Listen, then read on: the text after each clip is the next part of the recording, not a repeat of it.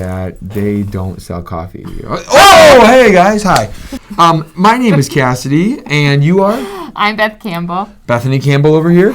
And we have such a great episode for you today. Beth, what are we talking about? Well, after iTech, we went this awesome session where they talked about cleaning out your instructional closet after this year of COVID. So we thought, what a great opportunity for us to kind of reflect on this year. Yeah. And what are we going to do with that? So we reflected and we came up with our top 10 of what we think would be great to keep in your tool belt. So let's get started. Yep, here we go. Number 10.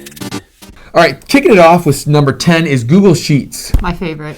I love Google Sheets because you can just organize your information. Yeah. You can see everything. It gives you graphs, tables. Just a nice way to have everything organized.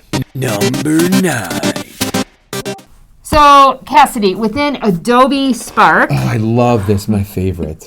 Within this suite, there are actually 3 tools that will help you with your students, and I just think continue to give our students the opportunity to be creative and to communicate. The first one is Adobe Post. Oh, Adobe Post, like social, love that stuff. Yep. Second one is Adobe Spark Video, and they can add their voice, they can add music to actually tell stories, showcase their progress, their work. So it's like a way of like annotating, almost like a Google slide. Into it is. Oh my gosh, super but far simple. more interactive than just a static slide. I love that. It's amazing.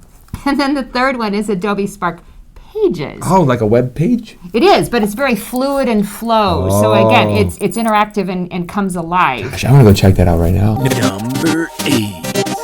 I feel like we had to include Google Docs on this one. My favorite. Oh, it's amazing. Because just the collaboration and how you can kind of use those things is always getting saved. Watch your settings with how you share it with people. And look at your history there. Oh, yeah. You can see exactly who keeps cheating. Yeah. Okay. Number 7. Our list has to include Flipgrid. My favorite. Mine too. Oh. Because they keep adding new features that help our students. So if you notice in this particular little slide here, we're able to see, I don't even see the student's face. No. I can have mic only. I can add cool filters and frames. I can have whiteboards. So many ways for our students to showcase what they're beyond thinking. Just videos. Number 6.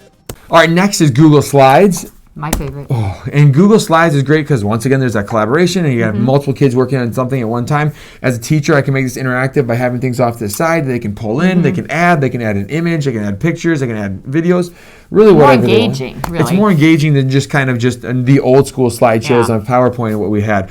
Once again, you're going to want to watch those sharing settings, but it's just amazing with what you can do. Even if you're just listing the types of desserts that are your favorite. Could I have some chocolate mousse? I don't know. Do you have any in your back pocket? Not in my...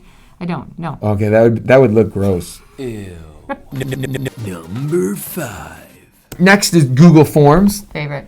And with Google Forms, the specific thing I want to talk about was response validation. Okay. What that allows you to do is if I want an email address, I can make sure that what they type in is actually an email address and not anything else. So if they type in a number, it's not going to accept that response. So as a teacher, I can provide feedback with them without actually having to check every single answer. So if I knew the answer was number 12 and that was the first step of the problem, and I didn't want to check each step along the way, I can provide that with them using this Google form. So it's a great way to kind of provide feedback without having to be right next to them the entire time. Oh my God. Number 4. All year long, we have found incredible value in using Book Creator. My all-time favorite. And in this case, we're app smashing it with iMovie to create a planning document. Okay. So that we can then eventually make a book trailer. Perfect. But what's so fun is that we have seen many classrooms use Book Creator almost like a portfolio. Oh, so develop along the way. Right, and showcasing our thinking and learning as we're innovative designers. We're pulling in images that we know we have permission to use from Google. So it's kind of like a one-stop shop. Number 3. One thing that I feel like has been around, but we have really started using is Google Jamboard. Yes, my favorite. And I love how you can add the sticky notes, you can write on it, you can draw on it, you can change the color, change the background, add images. And some people might say, well, it's not like Google Slides, but it's basically like an interactive whiteboard that each student can be using at the same time or collaborating. And if I was a teacher, I loved having each group work on a different one, and they can kind of it doesn't limit them to text boxes. It gives them more flow of what they can insert and what they can add, and then move around based on whatever they want to use. Exactly, interactive. Interactive is an important part of interaction. Yes. Number 2. Within Seesaw, My favorite, wait, are you saying like the tool, like the app, or the thing on the playground that you go up and down with?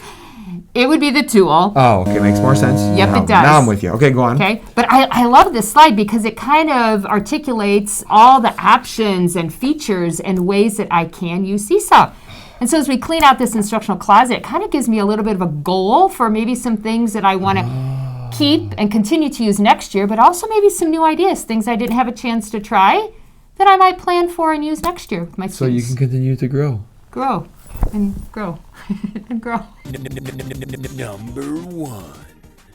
I feel like we could not have a top 10 list without Google Classroom. My favorite. It is awesome because of the communication that can happen every single day with your students, whether they're at home, in your classroom, and how easily you can just share things with them at the click of a button.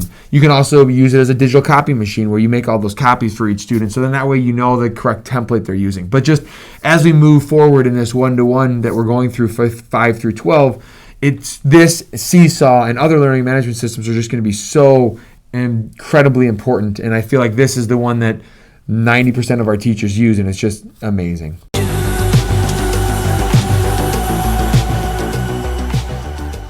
What a top 10 list. I know. Just 10 amazing things. But, you know, there's probably some things that we forgot about. So if Right. you'd like to tweet us, Instagram us, I think Beth has a massive following on TikTok. Nope. So if you'd like to find her there, at PVSecTech or at Hopewell Library, anything that you think you could share, put on the comments on this YouTube video. It's just been great going through this year with you-ish. And think about what do you want to change for next year.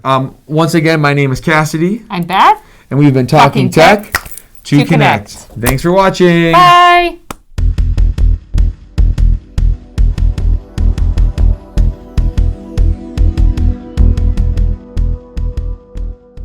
Goodbye. So soon. And isn't it a crime? We know by now that time knows how to fly.